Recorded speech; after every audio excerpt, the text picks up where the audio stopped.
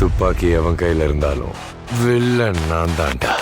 முடிஞ்சா தொடரா. மக்களை கொஞ்ச நேரத்துக்கு முன்னாடி ஏஆர் முருகதாஸ் இயக்கத்தில் நம்ம சிவகார்த்திகேயன் அவர்கள் நடிச்சிருக்க மதராசி திரைப்படத்தோட ட்ரெய்லர் ரிலீஸ் ஆச்சு. சிவகார்த்திகேயனுக்கு இந்த ஆக்ஷன் பிளாக்லாம் செட் ஆகாதுப்பா, அவருக்கெல்லாம் இந்த காமெடி தான் வரும். அமரனே பார்த்தீங்கன்னா ஒரு பயோபிக், அதனால தான் அது ஓடிடுச்சு அப்படிங்கிற மாதிரி நிறைய நெகட்டிவ்ஸ் எல்லாம் இருந்துச்சு இல்லையா. இந்த ட்ரெய்லரை பார்க்கும்போது கண்டிப்பாக அவங்களாம் வாயை மூடிக்கிட்டு தான் போகணும்னு நினைக்கிறேன்.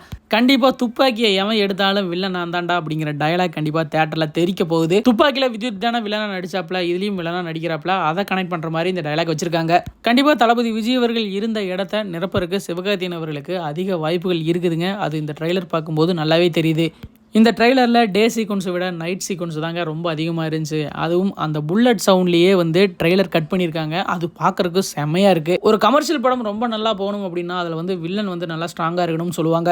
இந்த ட்ரெய்லர் பார்க்கும்போதே தெரியுது வித்யுத் ஜமால் செம்ம மாஸ் பண்ணியிருக்காருன்னு நினைக்கிறேன். இந்த ட்ரெய்லரோட ஸ்டார்டிங்கில் வர லவ் சீன்ஸ் எல்லாம் பார்த்தீங்கன்னா ஒரு படத்தில் வந்து ஒரு 20 நிமிஷம் தான் வரும்னு நினைக்கிறேங்க. அதுக்கப்புறம் full and full action block தான் போல. சிவகார்த்திகேயன் அவர்களை பார்க்குறக்கே சும்மா வெறித்தனமாக பங்கமாக இருக்காப்புல. அனிருத் அவர்களோட பேக்ரவுண்ட் ஸ்கோரை பற்றி சொல்லவே வேணாங்க. சிவகார்த்திகேயன் அவர்கள் படங்கள்னாலே கொஞ்சம் எக்ஸ்ட்ரா போடுவார் இல்லையா, அதே மாதிரி தான் இந்த திரைப்படத்திலும் அமைஞ்சிருக்கும் போல. ஆக்டர் விக்ராந்த் அவர்கள் ஒரு போலீஸ் கேரக்டரில் வருவார் போல் இருக்குது. சர்பேட்டா பெருமளவு வர்ற டான்சிங் ரோஸ் வில்லனா வர போறாரு. இந்த ட்ரெய்லரை பார்க்கும்போது படத்தோட கதை எங்கும் ரிவீல் ஆகல. நல்லா சர்ப்ரைஸாவே ஒரு ட்ரெய்லர் மேக் பண்ணியிருக்காங்க. பார்க்கறதுக்கு ரொம்ப நல்லா இருக்குதுங்க. பர்சனலாக எனக்கு இந்த ட்ரெய்லர் பார்க்கும்போது ட்ரெய்லர் கட் ரொம்ப நல்லா இருந்துச்சு. கண்டிப்பாக சிவகார்த்திகேயன் அவர்களுக்கு இந்த திரைப்படம் ஒரு மிகப்பெரிய திரைப்படமாக அமைய போகுது. ட்ரெய்லர் பார்த்துட்டீங்களா? ட்ரெய்லர் எப்படி இருந்துச்சு அப்படின்ட்டு கமெண்ட் பாக்ஸ்ல மறக்காம கூட ஷேர் பண்ணிக்கோங்க.